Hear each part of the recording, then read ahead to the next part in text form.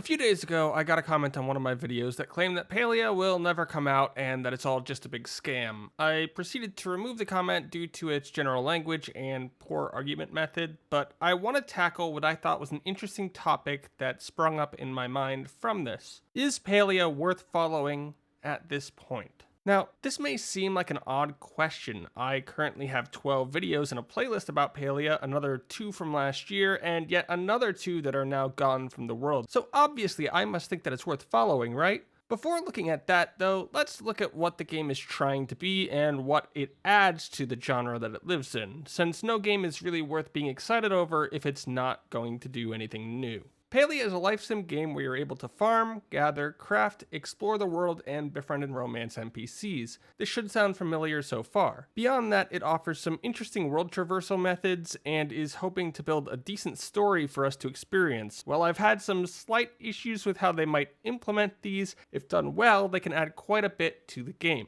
All that being said, the big thing that Palia is adding that previous life sim games haven't is that it's taking on the ambitious task of being an MMO. And as a player of these types of games, this is what mainly caught my attention. Let me be honest for a second. Nothing that Singularity 6 has publicly stated about the non-MMO parts of the game has been groundbreaking or even generally new, which I sometimes see as a general issue with the genre as a whole. The farming, crafting, and even what we've heard about the friendship system all just seems like they're taken from previous life sim games. This means that if it wants to stand out, it needs to build a great MMO base for the game, and it needs to build up and respect those who are currently following it. On the MMO part, they've stated that they're working to incorporate group play through a majority of the systems of gameplay, which, if done well, can be what allows Palia to stand out. But not much has been said on any of this yet. On the second part there, respecting the potential player base, I think they're falling a bit flat. Sure, they have their own Discord where they push information, they have their Twitter, and they have a YouTube channel that they never bother to update. But the biggest thing that they've done since announcing the game has been their over-curated monthly question and answer sessions. For those who don't know, just after the announcement, a flood of people poured into the Discord and began asking a ton of questions about the game, which turned into Singularity 6 making a system where people can submit questions, and some of these, as selected by them, will be answered by the team. Now, this may seem like a sensible thing, and it could be. They chose to answer about 10 to 12 questions a month, and at first, the questions that they chose were generally pretty good. They asked things like, will we be able to romance other players? Or, given the importance of tension and release in storytelling, how will you avoid making a bland story? Or, given that there are no plans for server selection, how will we actually be able to establish a sense of community in the game? These are all thought-provoking questions that go to the core of the game and tell us something about what the team values and also what the players value. Jump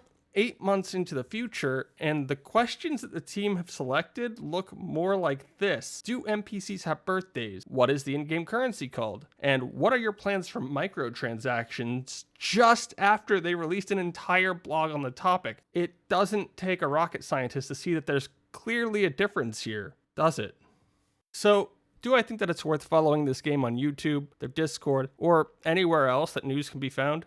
Honestly, right now, the answer is a clear no. The team's done very little outside of disappointing fans with a free-to-play model that's based on selling people cosmetics and a genre of game that's entirely cosmetic-focused. They've also somewhat quietly pushed out an alpha, which means they should actually have stuff that they can talk about. They're just choosing not to for some reason. And I think all of this added together means that quite a few people that have tried to follow the game may be starting to burn out, because I know that I am. Hopefully I have my mind together for next week, because I really do want to talk about another pair of games, Sunhaven and Graveyard Keeper, which I've been playing recently. I think they both add interesting elements to the genre, and on top of that, I'll be picking up Ruin Factory 5 as my first game in the series, so I'm excited for that too. That's it for my mini rant. If you want to watch another mini rant, here's one about gifting in these games.